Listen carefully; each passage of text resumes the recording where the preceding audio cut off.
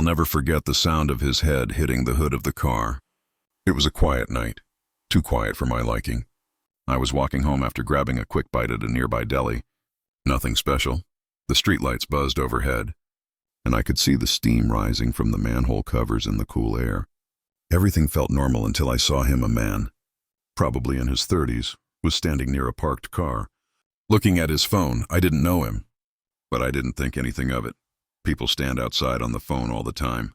I kept walking, but something made me glance back. Then I saw the cop car pull up, slow, almost like it was hunting. My heart skipped a beat. I kept walking, trying not to pay attention, but I couldn't help it. I heard the cop car stop. Then the officer's voice, loud and sharp. "Hey, what are you doing?" It made me freeze. The officer, a white man, got out of the car. He was tall and broad-shouldered, wearing sunglasses even though it was dark. He didn't waste any time. He walked straight to the man, his hand already resting on his belt near his gun. "Hands where I can see them," the officer ordered. The man looked up, confused, almost startled. "What's going on?" The officer didn't explain. "You match the description of someone who's been breaking into cars. We've had reports." The man shook his head. "What?" "No, I'm just waiting for my brother." "Look, this is my car." The officer didn't care. He stepped closer, voice sharp again. "Let me see some ID." My stomach started to drop. I wasn't sure what was going on, but it didn't seem right. The man raised his hand slowly.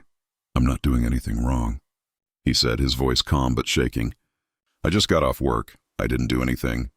Please just let me explain." But the officer didn't listen. He stepped forward again, almost like he was daring the man to argue. "Turn around. Put your hands behind your back." The man hesitated. "Please, I didn't do anything." He was starting to panic now, his eyes darting around as if looking for help. That's when it hit me. He wasn't just scared, he was terrified. I'd seen that look before. The kind of fear someone gets when they know they're being judged before they even speak. The officer didn't wait for him to respond. He grabbed the man by the arm, yanking him toward the car, pushing him hard against the hood. The man grunted, his head hitting the metal with a loud smack. That sound, that awful sound, it echoed in my head long after it happened. I couldn't breathe for a second. It was like time had stopped. "What are you doing this?" the man asked, his voice cracking. I didn't do anything. The cop didn't even flinch. He just reached for his cuffs and snapped them on the man's wrists. I couldn't believe what I was seeing. He wasn't resisting. He wasn't fighting. He was just scared. "Please, someone help me," the man pleaded, his voice desperate. But no one was stepping in. I felt like I should do something. Anything. But I was frozen in place, watching. "Stay back."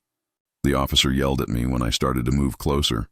His eyes were cold, but there was something behind them. It wasn't just authority, it was anger. He didn't want anyone questioning him. I stopped in my tracks. I couldn't look away. I knew I should have said something. I should have done something. But what if that made it worse? What if he came after me too? The man turned his head and our eyes locked for a second. "Can you record this?" he asked quietly, his voice shaking. I almost didn't hear him. My hands were trembling. But I fumbled with my phone, opening the camera app. By the time I started recording, the officer was already pushing the man into the back of the car. The officer didn't say anything else. He just slammed the door of the car and drove off. The streets felt empty again, and all I could hear was the sound of my breath. I looked down at my phone screen. I had recorded everything, but now what? I didn't know what to do. Was it enough to just have it on video? Would anyone care? I stood there for a while, still holding my phone, trying to figure out what just happened. Why did the officer arrest him when he didn't even seem to do anything wrong? Why didn't anyone step in sooner? A few people walked by, but no one seemed to care. They didn't even look at me. I felt small, like I didn't matter. The next day, I found out the man had been released. Apparently, the officer had made a mistake. The description he had been given was vague. Just a black man near some cars, that was it. They didn't even charge him with anything. He was just taken in for a few hours, questioned and let go, but no one apologized. I couldn't stop thinking about the whole thing. I thought about the way the officer treated him, like he was guilty before he'd even done anything. I thought about how the man had looked at me, asking for help, and how, for some reason, I didn't do more. I've been replaying the whole thing in my head over and over. What if I had done more? What if I had stepped in earlier?